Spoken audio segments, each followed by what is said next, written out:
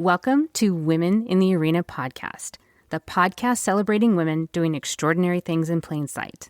I'm your host, Audra Egan, and our mission is to elevate the value, strength, and resilience each woman brings to the world. Without further delay, let's go ahead and start the show.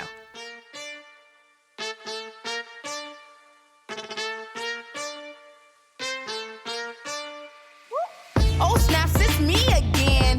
Knock, knock, that swag is in. So fly, yeah, I'm a 10. Turn heads whenever I'm passing by. Look around, bringing the heat, though. Welcome in, everyone, and thank you so much for joining me again this week. This week, we are joined by a remarkable and accomplished woman. My guest this week is Lesley Jane Seymour, and she is the former editor-in-chief of More, Marie Claire, and Redbook magazines. Under her leadership of More magazine, it grew to 1.5 readers, and she created history by having the First Lady of the United States, Michelle Obama, to guest edit the entire issue. This led to 8.5 billion media impressions worldwide. She is also the author of 2 books. She is the founder of Covey Club, and she is the host of the podcast Reinvent Yourself, another powerful voice for women in midlife who are rediscovering and reinventing themselves. It is my pleasure and my honor to introduce to you Lesley Jane Seymour. Lesley, thank you so much for being here and welcome to the show. It's funny, the name More, when I'm with the magazine, talk about a disaster for SEO and all that. And you couldn't even search for anything. You'd be try to find your clips and it'd be search for more. Everything has more, it's like French fries and more. So it was made in a different century when there was no such thing as computers and digital. Nobody even thought about that. No. Why would anybody start thinking, oh, let's create a magazine called More? I know. Before we dive into today's topic, I would be remiss if I didn't ask you, Sure, why were you so thoughtful and think, you know what, I have this idea. I'm going to have the First Lady edit the entire edition of this magazine. First of all, that is brilliant.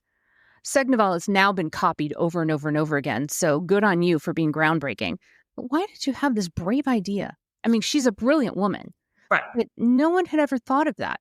And it now seems so obvious. Right. Well, This idea. This is what happens when you have to sell hundreds of thousands of magazines every month. And we had her on, it was the 4th time on the magazine. And I had to come up with a new angle. You can't just do, and everybody else was doing interviews with her. So why should someone pick up More? We've already had her. She was a bestseller. So how do you make a bestseller a more interesting thing? And luckily for me, she had a new PR person who I went down to Washington to see. And we were circling around each other like this. I had this crazy idea. I had a list of crazy ideas. I'm always, people who worked for me when I ran Marie Claire, we used to have crazy idea meetings, which was come and give me your most insane idea. Don't worry about whether it's practical or we can afford it. I'll figure that out later. You want to write Marie Claire on the tail of an airplane. If that's going to, create thing, let's worry about the logistics later.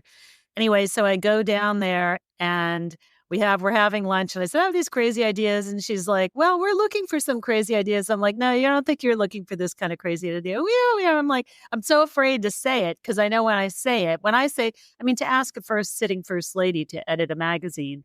Many, many celebrities had edited, quote unquote, edited magazine ahead of time, but never a First Lady. They'd been on the cover or they'd had a story done on them. And there was no way she was going to do it. How was she going to have time? And I really wanted her to do it. It wasn't going to be that we did the whole thing and just stuck her name on the front. And hilariously, it was literally one of those, I'll show you mine if you show me yours kind of things where she was like, no, go, just hit me with it. And I'm like, and so then I throw it out there and she goes, oh, that was kind of on our list for something. I'm like, really? anyway, when it happened and she said, I'm going to bring it back to her. Let me see what you think. I had to get back on the train to go back to New York. And so I called my publisher who had a tremendously big mouth. And I said, you, on pain of death, you may not say anything, but I think I clinched the deal of the century. And in the end, it was. And it wasn't until we didn't do it because we thought it was making history. It wasn't until we were well into it. And she actually did all the editing. I mean, it was all her ideas, all her articles, all her contacts. We facilitated the whole thing. We spent a lot of time up down in Washington, and her PR team was fabulous. And oh, now I lost my train of thought. Where was I going? It's one of those days. Sorry. But it was an amazing product and an amazing event. Oh, it was that we didn't go into it with the idea of it being history. It was later on, full into it, that my PR person came up and he said, has anybody ever done this before? And I'm like, I don't know. So he goes and he looks it up, and like, no one had ever done it. The first ladies had been on covers, but they'd never ever guest edited a magazine. So it was a huge get, and that's why the publicity was so enormous. Didn't stop them from closing the magazine. No. But it was historic and amazing. And sometimes you don't know where you're headed until you get there. But isn't that remarkable, though? I mean, it's now been copied.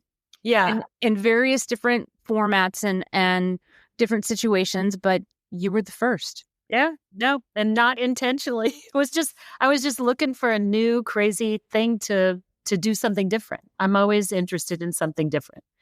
And my husband gets bored with that when I'm like, can we go to another restaurant? I don't want to go to the same one. Let's go somewhere different. He's like, but we have the ones we like. I'm like, no, but I want to go different. It's just part of my personality, always looking for something new and different. Well, my friends will often hear me say crazy ideas are my favorite. Oh, really? Yeah. Well, we did one. I'll tell you, we got so crazy. Do you remember when Tina Brown put, what's her name? Pregnant. Oof. And I'm forgetting her name. Demi Moore. Mm-hmm. Cover naked, painted. Yes. So we decided to take that one step further at Mary Claire. At Mary Claire, we were doing basically, real life media and events. We called them stunts way before reality TV took off. And so we took that idea and we spun it into, New Yorkers are so blasé that we hired a model. We painted her. She was naked except something around the nipples and around the crotch, but she was completely naked otherwise. And we took her through the day in New York. We put her on the subway. We did all this stuff, the most hilarious photos. And of course, New Yorkers, nobody came up. We have pictures of guys on the subway in the morning going down to Wall Street. And you can see they're pretending to read their newspaper, but they're actually looking at this woman. But no one says anything. No one says, like, do you have any clothes on? And we thought we might get arrested. No one arrested us. I mean, so anyway, I'm used to doing kooky things. And ironically, that's a normal thing now. I was just in New York in May. And I was driving through, I was there for a conference and I was in the cab. We were driving through Times Square and there was women in there in Times Square, naked, painted, painted, but they were naked to get their pictures taken. They were wearing those showgirl hats. Oh, okay. But yeah, it's a normal thing now. I thought, yeah, just a trendsetter. What can I say? Like I said, you were breaking records and making history in all different kinds of ways. You didn't even maybe not so good. Maybe I should another direction. Yeah, so that's funny. Well, I live in New Orleans now, where literally anything goes. So it's the right place for me. There is a naked bike ride that is literally what it says. And it is a show and festivities of every frightening body you've ever seen out there in your life, but no one cares. They're proud to show it. And why you would want to sit on a bike with that, I have no idea, but it's hilarious. Anyway, so I found my peeps, right? Yeah. And that just sounds frightening. Yeah, I'm just trying to imagine that. no, I just can't, no. my I, daughter I'm, was I'm in pain sitting. I'm thinking, imagining it. That just sounds painful. Yeah, right. Wouldn't you think? Yeah. And the hilarious part about it, you can't post it on Facebook because they'll make you take it down. But so the hilarious part about it is they have a police escort. And I always imagine the guy goes like, okay, Joe, you're up for the naked bike ride this year. And Joe's like, okay. Do I get overtime? Exactly. And as I said in your intro, you have this. These are just a couple examples of the remarkable career that you've had. This is just a few. Oh, yeah. We've had a crazy time. You've had a crazy, amazing, remarkable, fantastical time. And you could have chosen to do anything next as your next chapter. Right. You could have chosen to go make jam if you wanted to, and nobody That. yeah, and nobody would have questioned you. Right.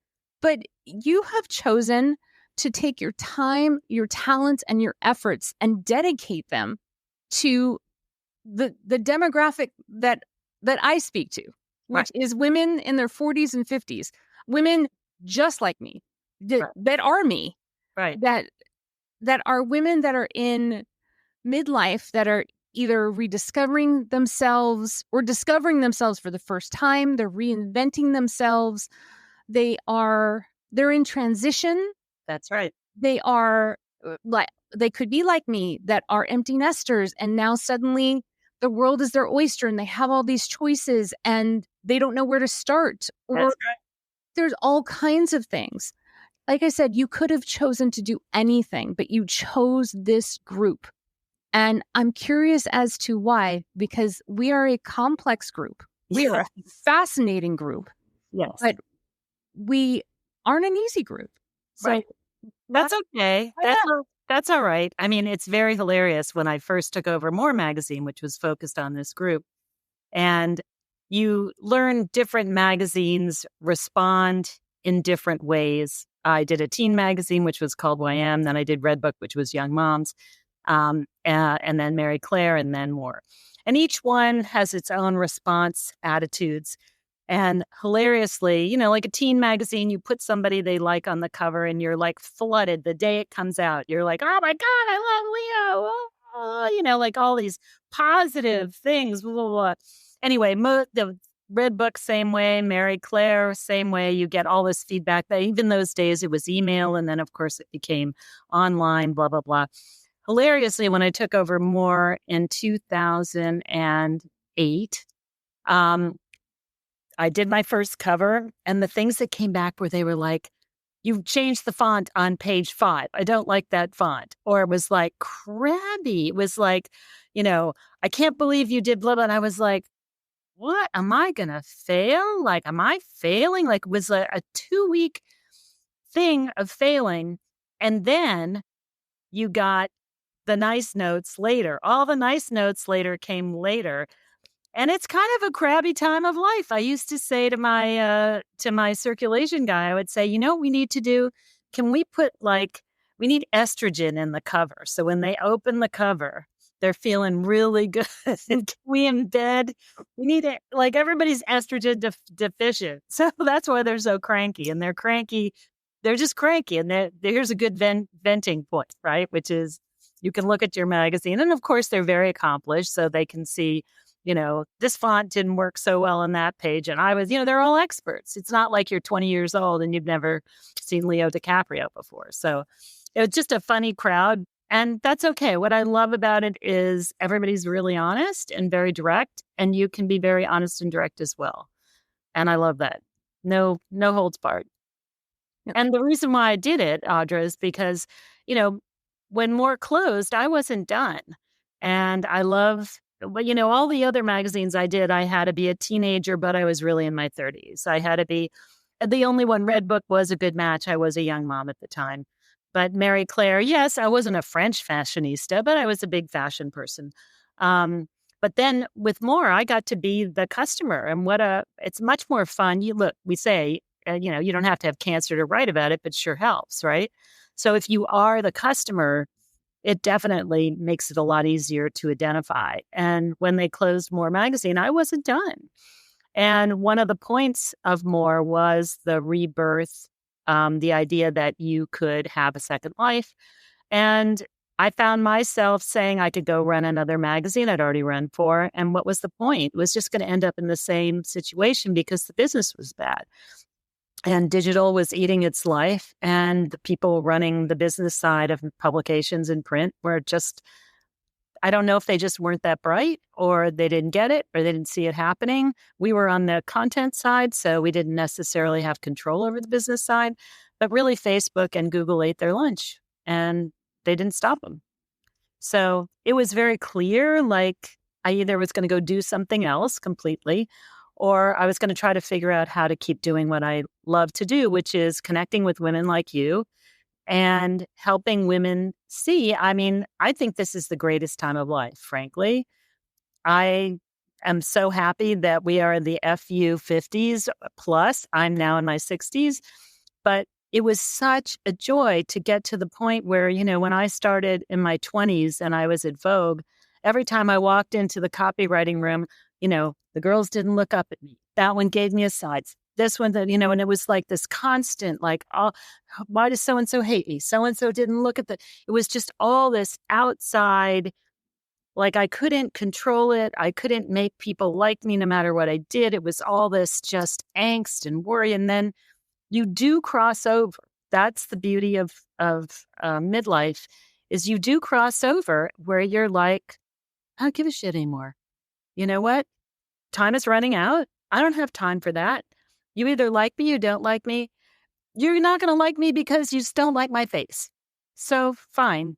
I'll go find the people that do like me. I can't control what you think. I can't make you like me no matter how nice I am. And that is the biggest liberation of all. Just think of all the energy, the wasted energy that we all spent in our 20s. It has been, that revelation for me personally has been the best weight I've ever lost in my life. That's right. Oh, I love that. That's actually a great quote. It is. I'm going to steal that. Because it was such a relief. It took a long time to figure that out. And it was fought for and won very difficultly. Right. Especially if you're a people pleaser, Absolutely. And I'm not that far behind you. You said you're in your 60s. I'm 53. And so I was raised in a generation where you had to be nice. Oh God, I'm still trying to throw off the good girl. I was the prominent good girl my whole entire life. Yeah, you have to be nice. You have to be the good girl. You have to play the game, and you have to be the overachiever, and you have to do things right. You always have to be the good daughter. Do things right. Do this, and this, and this, and then you're surprised. Why don't they like me? And you're always questioning what's wrong with you that they don't like you. Correct. And then it suddenly dawns on you, there's nothing wrong with you. It's wrong with them. It's wrong with them. Right. Or it's just because people are different. Right. Exactly. But it was such a long, hard road of unprogramming. Yeah. That I just didn't understand it. And that's why my husband and I raised our children. We have one of each, a daughter and a son. We raised them different so that they didn't have to undo this programming. Yes. But women of my demographic, they're also undoing this programming as well. And we've reached this glorious age of, I don't have to care anymore. Nice, isn't it? It is. But with that, like I said, there's these overwhelming choices because the choices are endless. Right. And it's a smorgasbord of, now what do I do? So, and that's where you come in of, yes, this is how I help you sort out now what you do. Yes. And that is exactly why I started Covey Club. So there were lots of angry readers for More magazine when magazine closed. So they came to me and asked me to do something else for them on social media. And 627 of them took a 54-question survey to the end. And I built Covey Club off of that. Originally, Covey Club was going to be a digital magazine. Ha ha ha. No one will pay for a digital magazine. But I had to learn that myself. And then I leaned into the club part of it. I didn't really know what that meant, but I decided I was going to figure that out. And that's what's so much fun about doing your own thing is it's a blank slate. What does that mean? And I decided, well, what would I like in a club? And so it's 7 years later, and we have been changing the club as we go along. We just did this enormous update. We added 10 new services that we're just rolling out now that I'm really excited about. But everything is designed to help women at midlife they can be at a stage of, I have no idea what I want to do next, but I want to do something else. I need to make money. I have 15 more years to work, or I'm reaching my retirement age and I am not going to go sit on a beach or play tennis all day. I need something else where I'm contributing. Or it could be somebody going through empty nest, or somebody going through a health crisis, or being downsized, or losing their job, trying to get back in and can't get back in, like the friends you were talking about. We all reach that crisis. I reached that when they closed the magazine, and I was all alone. I had no one to ask. I had no one to talk to. Things were just starting to change at that point where, this is in 2016, where a lot of people were saying, I want to do something different and new. And the pandemic really helped with that. But I was stuck there way ahead. And I decided I wanted to be an entrepreneur. I knew nothing about that except that I'd written about entrepreneurs. I didn't know what that meant. So I took the Covey Club stuff. I said, I'm going to do what I know. I know how to create content. I know how to talk to women. But it took me 3 weeks to figure out which email server to use, because back then, I didn't have any friends who were my age. I had 20-year-olds, but they were like, oh, go look at a video on YouTube. And I'm like, I can't follow a video on YouTube. What do you mean? So I had to do my own research. 3 weeks later, I figure out what I should use. The whole point of Covey Club is I've done all the work. You don't have to do that. So now you come into Covey Club. If you join, you go into our Covey Connects, a private Facebook group. You're like, hey, I'm thinking of, I want to sell nail polish online or whatever. What mail server should I use? 2 seconds later, you're done. Next. It's like, I'm going to save you so much headache, so much emotional pain, so many wasted hours of research. And the wonderful thing is, because it's women in their 50s, 60s, 70s, and some a little bit earlier in their late 30s and 40s, we're all experts. We're not 20-year-olds. It's not a group of 20-year-olds. It is a group of people who know. And you can say, I need to find somebody who can build me a website. Who do you know? Bam, bam, bam, bam. I mean, it's that kind of tapping into sharing expertise. And because so much of that is going on, it's been 7 years of this where I hear, oh, so-and-so hired so-and-so to do this, or so-and-so helped me to do that, or I hired this person as a coach and she taught me to. So I was like, okay, here are the new things that we want to roll out. We just rolled out the Covey Club marketplace, where for a small fee, just one fee that you pay for the year, we position you inside the website in the marketplace. You get run through the banner. We run you through all of Covey Club 3 times, all through our newsletters, through our social media, through all kinds of stuff. There's all kinds of benefits so that you can get to the people who want to hire you, who want to know your skills and want to help you as well. And this is all going on anyway, but now we really want to bring it to the forefront. When I rather than going to Upwork, I hired my marketing person from within the club. It was somebody who joined the club who I learned about and got to know. Other people were using her, and I was like, oh, why would I go to Upwork? Let me go use this person. So it's all that kind of sisterhood, and it's the old girls network, sharing and connecting. And I connect people, even people if they've left Covey Club. I just did this, somebody who left and a new one came in, and they were in the same educational space. And I was like, look, I'm going to introduce you guys. You need to know each other anyway. So I do introductions. We do all kinds of stuff that create introductions. I'm really excited. We're doing speed networking, which is going to be really fun. Everything's fun. but everything is designed to grow your world or grow your skills. We have experts who come teach every week. We have now, because it's 7 years later, we have what we call the Academy, which is 400 classes already recorded. So you can go in there as a member and you can type in whatever it is. It could even be during the pandemic, we did sourdough baking. You remember that was a big deal? I do. Everything from leadership skills to building your personal brand, time saving, how to get on a board, how to manage your LinkedIn better, how to get a job with LinkedIn, how to, whatever it is in midlife. We have doctors who talk about menopause. Whatever it is you're looking for, you can start learning today about whatever it is you want to know. And kind of my group that's gravitated to Covey Club is a lifelong learner group. We kind of crack open the world through learning. It's a big learning group, and it just happens to be kind of what sets this group apart.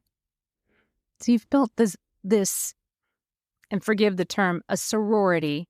Yeah. But it's a a sorority of nice girls rather than mean girls. Yeah. Oh yeah. The mean girls don't like us. Yeah. Yeah.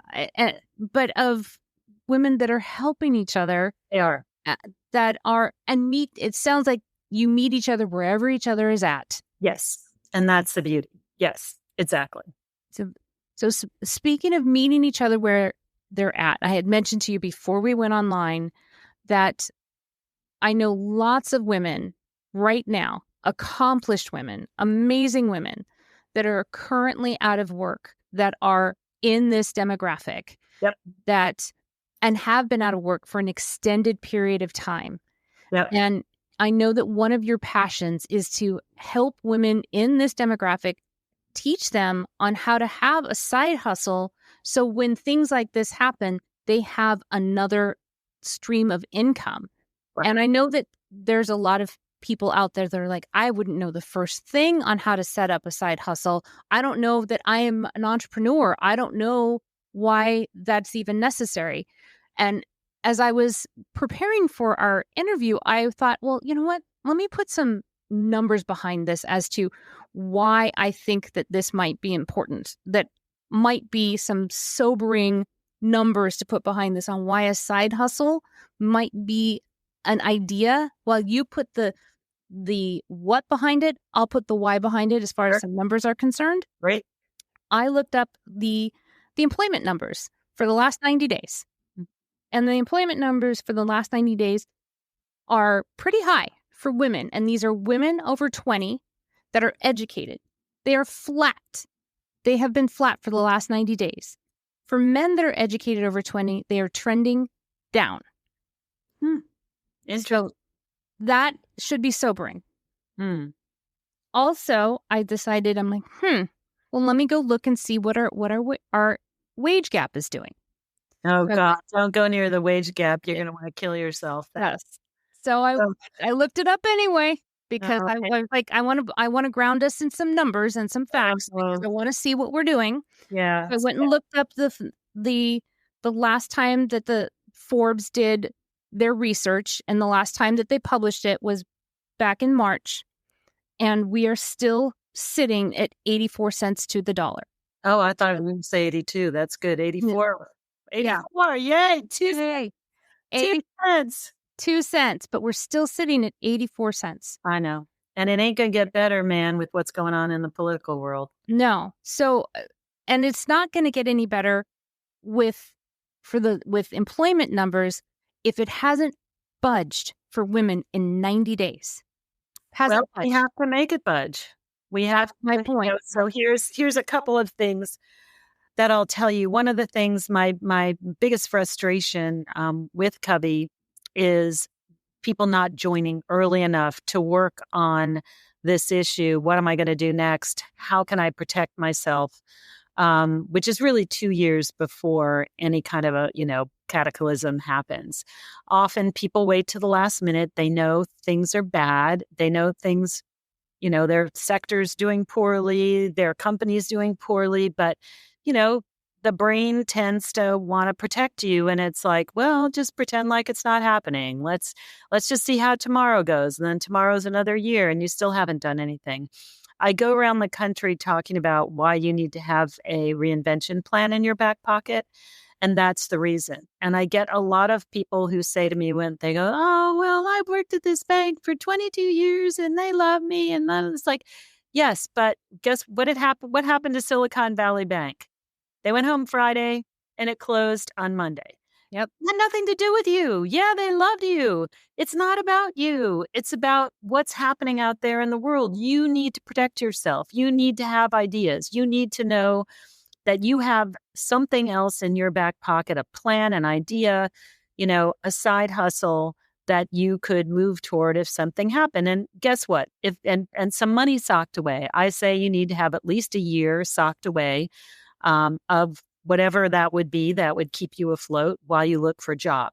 This is an incredibly great job market, but it still takes a while for older women to find a job. We do have things like ageism, and then you combine it with sexism. And we have both of those things. They're very real. Why are all these women getting knocked out of corporate jobs? They don't seem to. Is it happening with men as well? But I'm hearing this constantly, and that they're becoming they're reluctant entrepreneurs. Look, being an entrepreneur is not for everybody. It's hard. It requires different skill sets. It requires different everything. Which is, I like that kind of thing. It stretches me. So when we went out and did the research, what we found out is men and women both get knocked out in their 50s. The men get back in. That's the difference. Men pull each other back in. And if you're older as a man, it's a little more accepted than it is for a woman. And of course, there are the women, this whole go gray thing out there, which is great, if you've got a secure job. I've had friends who said, yeah, I went gray, lost my job, and had to dye my hair again so nobody knew how old I was when I went back in. And then I got back in. It's reality. It's not nice. It's sad. Is it retrograde? Yes, it is. But these are realities. We have to deal with the reality. So one thing you can do is cultivate, always have other interests. And you could even have other interests where you've taken courses or you've done something. You can even do, they have these vacations where you can go be an intern somewhere for a vacation. I always like to have 2 or 3. I'm just a curious person anyway. So I'm always looking for something new. That's just my brain. I guess being in the fashion industry for so long, maybe it's just always wanting to find the new thing, what the trend is. But you should have other things that you're interested in. And guess what? It'll make you a more interesting person as well for your spouse or for your kids. But educate yourself in some area. And it could be jewelry making. I know people who've, taken a class in jewelry at the local high school. When their business the company they were working for went belly up, they started out making little handmade jewelry, and now they're making fine jewelry. You just don't know where that's going to lead you. And the thing that you don't want, and this is the thing that happened to me a lot, and I try to tell people this with Covey Club, is you don't want to be my friend in the big cosmetic company in New York standing behind a door frame going at, November 30th going, oh, crap, I think it's coming down today. That's, yes, we can help you, but it sure would have been nice if you'd been in working on your idea ahead of time, working on your, what else do you want to do? Maybe you want to teach. Maybe you want to, what are the things that interest you? And so you could cultivate. And what I say is you put aside that money, you have that money set aside for you. If nothing happens, you retire with a gold watch and you get your RV to drive around. Go buy something with it. Go buy some great item for yourself. Go buy yourself a fancy car. But have it so that you're not stuck. And it has nothing to do with you. It has to do with the pace of life that we are experiencing today. My husband's father worked in one place and got his gold watch, and that was it. Okay. I keep counting, it's either 7 or 12. That's 7 different jobs throughout my lifetime. Our kids are going to have like 7 jobs before they're 30.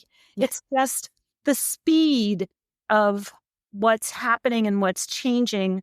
And I have 2 adult children, one who's in the tech industry. And when he was trying to find a job, he was like moaning, groaning. It's like, oh, I don't know. Well, what's the problem? He said, I don't know what I want to do with the rest of my life. I was like, it ain't for the rest of your life. Think 2 years, be like a nanny. Like, if you could get 2 years out of a nanny, that was like incredible success, right? Most left 6 months, a year, whatever. It was this incredible turnover thing. Look at it in 2-year things. Things are rapid, and we don't know what's going to happen or where things are going to come from. I really also, and I'm going to be, this is not, people are not going to like to hear this thing that I'm going to say. You have to upskill yourself if you are 40 plus. There are an awful lot of people who are fitting into the stereotype. They do not know enough skills. They have not upskilled themselves. And as you get into the 50 range, it's really bad. And I see it all the time with Covey Club. It's one of our biggest issues. I got a new VA and I said to her at one point, she'd been with me for a while, and I said, so how much do you think the issues with Covey Club and keeping people in and blah, blah, blah has to do with not understanding technology? And our technology is really basic. It's like Facebook, Zoom, blah, blah, blah, it's like pretty basic stuff. And I thought she was going to say, like 40%, 30%. She said 95%. Oh my gosh. Yeah. People don't want to admit that they don't know how to do the basic stuff. And it's scary. Look, I understand there's a pit that goes into your stomach. I'm older than you, so it's not natural to me to have to go in and download a new app and figure it out. I get that pit in my stomach. Sometimes it makes me want to throw up, but I barrel through it because I know I need to know that. I need to understand that. I need to know what my kids are doing. I need to understand what other people are doing and what they have. If you don't do that, you will not get hired. You will not. I mean, and I've seen it even through the club. I had somebody who was doing some great editing for me, but came from an old magazine background, terrific person. I had to hire a new editor for the blog. And she came at me and said, I can't believe you didn't even consider me. And I said to her, I had to go with someone who was digital first. This person couldn't even upload her blog into WordPress herself. I had to have the assistant do it. And to think that that's okay, if you're looking for a job, why are you thinking that's okay? And I know that fits the stereotype. It makes my heart break to even say, because I am like, that is not true. When you look at the studies, the studies overall show that we are not behind in tech. We're willing to learn. But there are an awful lot of people who are not willing to learn or are moderately accomplished and not skilling themselves up to be super accomplished. And then they wonder why they're not getting a job. The other thing that people are talking about a lot when they're not, there's a couple of things going on with not getting jobs. There's actually, it's a whole thing that we have to write about because I'm seeing it in young people. I'm seeing it in old people right now. Part of it is this whole electronic system of how you submit your resume, how you appear on social media. We tackle an awful lot of that at Covey Club because if your outward facing stuff is not up to snuff, it doesn't matter. It doesn't matter who you were. You're not going to get past those initial gateholders. The other thing that people don't realize is a big thing that is now talked about that was not really talked about in my day, which was culture, right? And you have to make it very clear that you're open to a diverse culture, that you're open to whatever the culture is in this new company that you're going to. And my day was suck it up, buttercup. This is the way it is. Shut your mouth and just do your work. I don't want to hear anything from you. That is not the workplace of today. And you need to make it very clear in the right terminology. You need to do your research on the company that you're applying to. And you must actually let them know that you're going to be part of that culture. I also know, I had a younger person who I was coaching who was getting down to the second was between him and another person, him and another person, him and another person. The other person kept getting it. Two things there that one has to do today. And I did this in my old day too, and it makes a big difference. You get down into the, third, you think you're like in the 3 or 4 running thing. Show them you can do the work, and it's going to be on you. You do it for free. You say, hey, I was just thinking, your toothpaste, category so inspired me that I thought I would send you this little video I made for how you might go out on social media, blah, blah, blah. You're not going to end with the letter, thank you so much. It was so nice to meet you, Audra. I'm so glad we talked about blah, blah, blah. You have to go that extra mile. You have to do something digital. You have to get ahead. But all this stuff, there are an awful lot of people, Audra, who are not doing this, and they're not upskilling. We spend a lot of time at Covey Club because we know how to teach. I was an adjunct professor at NYU, and I just love teaching. And we do an awful lot of teaching of, but in a way that women our age understand. Like my son always says, just go look it up on the YouTube video. And I'm like, and you go to the YouTube video for whatever little thing it is. And it's like, now here, they look at the button here, push the button here. Now, when you push the button, go to the next one. I'm leaning in there. I'm going, where's the button? I can't see the button. So we know how to teach women our age who can't see the button, right? Yes. And so that is also one of the unique things that we do at Covey Club is we know how to upskill you and how to teach you the way you need to learn. But I'm telling you, the God's awful truth is that a lot of women are not up and they don't know what they're doing. Very basic stuff. I guess maybe I call it the sort of technological bubble. A lot of women, especially if you go into your late 50s and 60s, they had assistants to do all this stuff, right? And be super good at it. So they never had to really be good at it. No good when you're looking for a job. No. And I use Google and YouTube all the time because there's so much that I don't know how to do.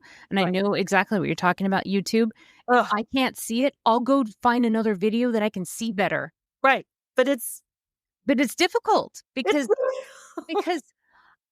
and they're going so fast. They're going really fast. Things are much smaller on the screen than they used to be. Right. I can't help it. It's not like I'm doing it on purpose. Just, right. Age has a sense of humor. Right. But I absolutely understand what you're saying. Right. And I'm constantly trying new technology for this very reason. Me too. I love Gen AI. I think it's a remarkable tool. I also think that you have to take it with a grain of salt and realize that it's not always right. Yes. But I am constantly trying to upskill myself for this very reason. That's also because I get bored. Yes, me too. Yes. I'm constantly trying to push myself and learn something new. And even when it's learning things that I don't necessarily use for work because I want to stretch my brain in a different way. Right. And all this technology does, it scratches a different part of your brain and really not a part of our brains that it was an invisible part, I would say. It is a very different area of the brain and it summons different emotions than any other kind of work when you get frustrated with it. There's some other emotion that it brings up. It's a uncomfortability down deep, It's a frustration of why can't I make this machine do what I want it to do? Right. Can't reason with. You can't reason. Yeah. No, it's very frustrating and even actually before I came on to do this interview, I was Googling, trying to figure out how to make my systems talk to each other. And it's a very simple thing that I want it to do. Right. I could not figure it out. And I was like, forget it. I will let this go for right now because I'm so frustrated with this right when now. You're frustrated, you have to leave it. Yeah. I was like, I will figure this out later. I know there's a way to make this work, but I can't figure it right now and it's making me angry. And so I will figure it out later. It is an anger. It's an anger that you're like, this should work. Yeah. Why isn't this working? Yes. And it's a lot of, I find myself cursing and yelling, almost crying. But you have to do it. And a lot of people don't want to do it because it makes them feel so incompetent. And, we're very competent in other areas, and it's humbling to be so stupid. And, it's just a stupid machine. And you have to figure your way around it. And I've gotten more comfortable. I don't in the beginning, and I know a lot of people feel this way who didn't grow up with digital in their hand. There is a fear that you're going to push a button and blow things up. I have done that. I've shut down my site a couple of times and had to recover it. So it's not that that can't happen. It's just that you have to know that if that does happen, you can get it back. Yeah. And it's also, here's the other weird, uncomfortable, not normal thing about the world, the digital world we live in. Imagine that you have a living room and you have all your furniture and you know where everything is. With the digital world, when you change something, so say you have a website, you have an app, you have something you're used to working with, you know how to do it, or Google comes in and changes something on you, like this day that you have 5 meetings that you have no time to learn this thing that they have just changed and forced on you, and you now have to take 3 hours to figure it out. The weirdest thing about it, it's like going into your living room that you've known for so long, but you have to notice someone took the vase away.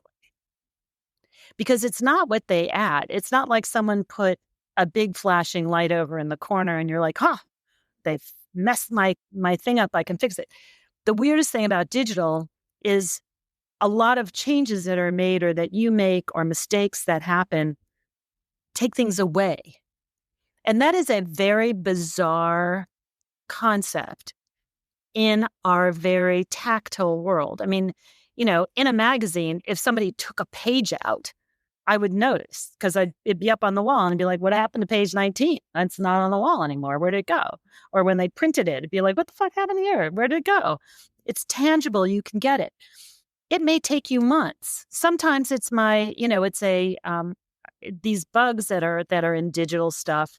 You don't discover it till some client, or your customer goes, I tried to do blah, blah, blah. And you're like, oh, crap. It's a weird part of your brain that has to get comfortable with that. That's the world we live in. It's strange. I don't know how any brain can get better at that. Like how, I don't know how you get better at it, but it's just a strange thing. And that's how things work today. And you have to find things it's like someone came in and stole stuff out of your jewelry box, but you didn't remember for 6 months, so you lost that ring. That feeling of like, oh man, someone took that. But that's what digital is. And I don't think it's us getting comfortable with it at all. I think it's us resigning ourselves to have to be okay with the discomfort and just leaning into it. Yeah, you just have to do it. And it's going to happen. It's going to happen. And somebody's going to tell you something's not working for them and you're going to feel awful and it's going to mess them up. And then you're going to have to apologize and and you just have to say, gee, I'm sorry. Didn't see that. Really apologize. Because if we want to keep growing and expanding and learning and keep being dynamic human beings and growing our careers and wanting to continue to elevate ourselves and each other, we just have to keep pushing into the uncomfortable. Yes. And and that's why I like your club. I think your club is cool that you lean into the uncomfortable together. Yes, exactly. And you make it sound like it's safe to feel dumb together. No, you have to. If you're not willing to feel dumb together, and that's one of the things that we say about Covey Club, it is a non-judgment zone. If you can't let go of all your expertise, there are a lot of stories we've written on the blog, and one of my favorites is called Have a Beginner's Mindset. you have to have a beginner's mindset if you're going to reinvent yourself. There's just no possibility. There are segues, which you don't have to start all over, but in general, you do have to have a beginner's mindset in order to succeed at a reinvention. You just have to admit that you just went from a position of knowing everything to knowing nothing and feeling comfortable with that. And I kind of like it. That's something for me that's okay. You just have to be okay screwing stuff up and apologizing when you do. It's like, I didn't know how when I first went out and somebody came to me and they wanted me to do, because in Covey Club, we can do a B2B kind of thing. Like if you have a product that you're testing and you want to reach women like us, that's hard to do on Facebook, to get the right people. But if you know it's targeted at these women, we can do research for you, right? And this woman had this great scalp tonic. And so she said, give me a proposal. And I didn't know what to charge. I asked a couple of friends. They said, charge what you think it's worth. Well, I gave a ridiculous number and she said no. And I felt mortified, but I didn't know what to offer. I didn't know. I really did. It was so amorphous. I couldn't even benchmark. And, every time I think about it, I'm like, oh, you an idiot. You should have, but whatever. What could you do? I had no benchmarks. I had no previous anything. I had nobody to ask. Is this a good number, bad number? Is that way off? So, but you learn by making mistakes. Isn't that the best part though? I mean, it's better than not trying at all. Yes. No, you have to try. The other part that I really love about the world we're in, the part I do love, is unlike print, you make a mistake in print and you are screwed, period, right? You're screwed. And, I remember somebody catching typos in the headlines at Harper's Bazaar after it was printed when I worked there. So the good news is you can change everything in digital. Mess up the spelling of someone's name. I don't recommend this, but we can fix it. There's you can even fix what I really love is my blog. I come out of writing and digital and content, and you can fix your titles. You pitch out a title there and it goes flat dead and no one reads it. You can go in and fix your title and do some SEO work and pump it up and put it back out there and people will see it. I like that part about it. I like the fact that it's not locked in. We're not locked in, but it's all there for you. And there's tons and tons and tons for anybody in any area. Empty nest that you were talking about that you're going through, which I used to think was like, oh, please, like somebody's going to be like empty nest. I was such a big career person. Like I had 2 kids going off, like, wham, wham, wham. Why is everybody crying? I got so depressed. I cried my eyes out for 2 months. It was a long process of getting over that. Me too. Shocked the hell out of me. Horrible. You think like, yeah, I've got all these things. I'm like so connected. I'm busy. I'm like doing what I love. No. Me too. Yeah. Completely caught me by surprise. Because it's hard. Super hard. It's way harder than you think. It revives deep emotions, and if you have any kind of childhood issues with abandonment or any kind of things that, were resolved, even if they were resolved, they come back up. And it's rough. It's really rough. And so we have a whole channel, whole area, a whole, segment on empty nest, a whole segment on back to school, like when you're sending your kid off to college. That's another big moment. We have, all kinds of discussions about, well-being and health and menopause and hormones. And so it's whatever is of interest to you and whatever direction you're coming at this sense of change and trying to figure out where you're headed. We have different ways of getting you there. And I kind of look at it as a poo-poo platter that we load up with all this food and, you're going to have 5 different things than I'm going to have. And that's okay. But we're all getting to the same place. We're all getting to whatever that thing is that we want to do and who we want to be. Like I said, you meet your members, your sisters, wherever they're at, and you take their hand and guide them along the way. Yep. Which No, and it's really, I mean, it's very, very rewarding, and it's wonderful to see when people have coached each other, or they have, done designs for each other, or they have gotten each other to get, go and get their health coaching certificate, or they've encouraged each other on in ways that maybe a close friend might not do. This was really a big learning, Audra, which was, I didn't a lot of, well, when you're doing being an entrepreneur, you don't know all the things that are going to happen. Sometimes you just roll with it and see what happens. Like one of the times it occurred to me, like, well, putting all these people together to learn from each other, they're all strangers. Is that weird? So over time, though, what we discovered is actually reinventing yourself with strangers is easier. It's easier because you can show up day one as Audra with blue hair, and everybody will be like, oh, it's Audra with the blue hair. But if you're with your friend group and you're saying like, I think I'm going to turn my hair blue. Why would you do that? That would be like, can you imagine your children? How would there's all these reasons why change is not acceptable in a group you already have. And part of that can be if you're with a lot of people who are stuck as well, it can be kind of gripe group for people who are stuck. And it keeps you in there and kind of keeps petting you for all your grievances, right? But if you decide to get up and leave and you do start moving in a different direction and creating change, not only is there a lot of pushback from within the group, because like, well, what does that say about us? Like, wait a minute. Why, like, who is she? Like, she thinks she's going to go create change. You can't create change. Things don't change. And if there is that kind of thinking, then that's not good for anybody, right?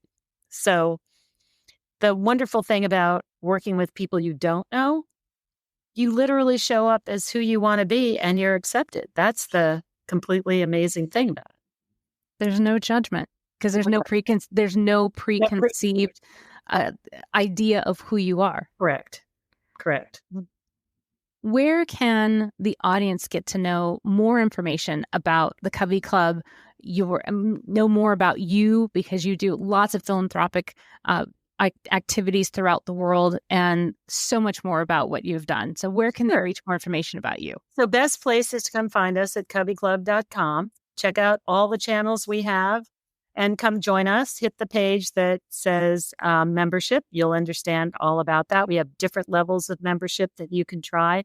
And we even have a free trial. If you want to try it for a month for a yearly subscription, you can come in and you don't like it, bail out, write it in your calendar so that you don't get caught, doing it for a month when you don't want to.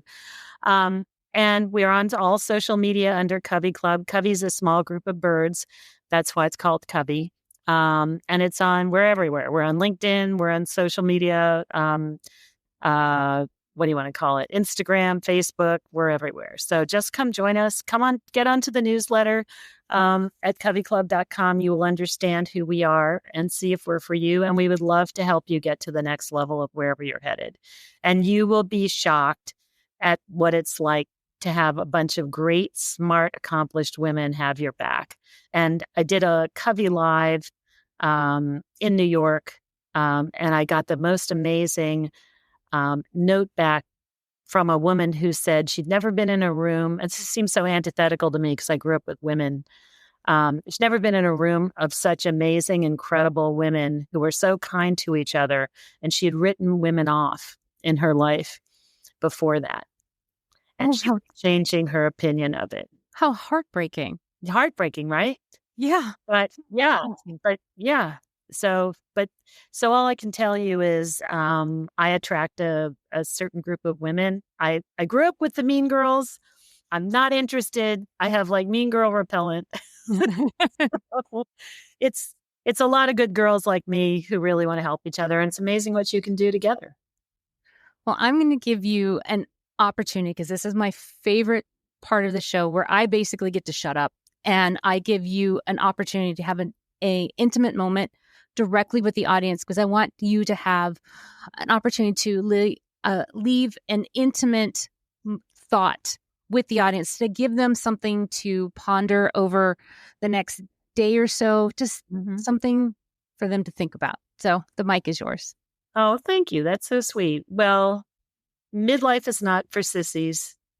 And the world is about to get a lot harder for women than it has been. It's not your imagination. It's real. It's tough out there. Don't do it alone. Don't go it alone. Don't be afraid to reach out. There are fabulous women who want to have your back. Not everybody out there, but there are. And we can do it for each other. And I can tell you from a fact, it's better to do it together than to do it alone. And we try to make Covey Club very affordable so that women of all levels can come in.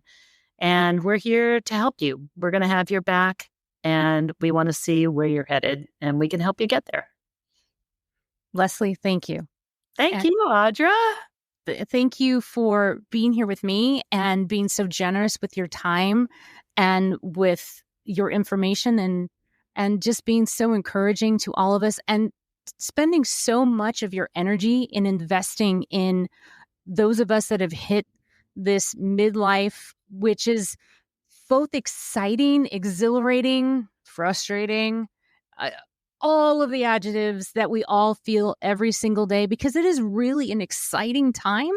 Yeah. But it's so much all at the same time that we really do need a little bit of help. So I am so appreciative and speak from all of my audience and all of my friends. Thank you very much for your work and your effort. And thank you so much for being here. Thank you.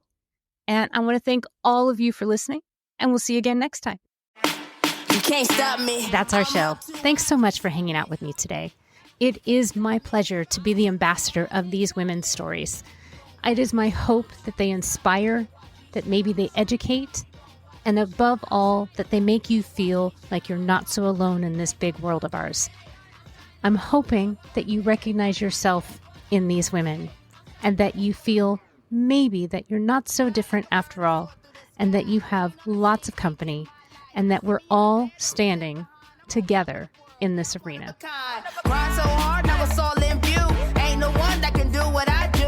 The world's my runway. Watch me slay, can't touch my swag, just watch me play. They used to doubt me, now they scream and cheer. Copy my moves and it's crystal clear. Box me in, so out of this frame. Can't keep up, you're not in my lane. You can't stop me, I'm up too high, can't top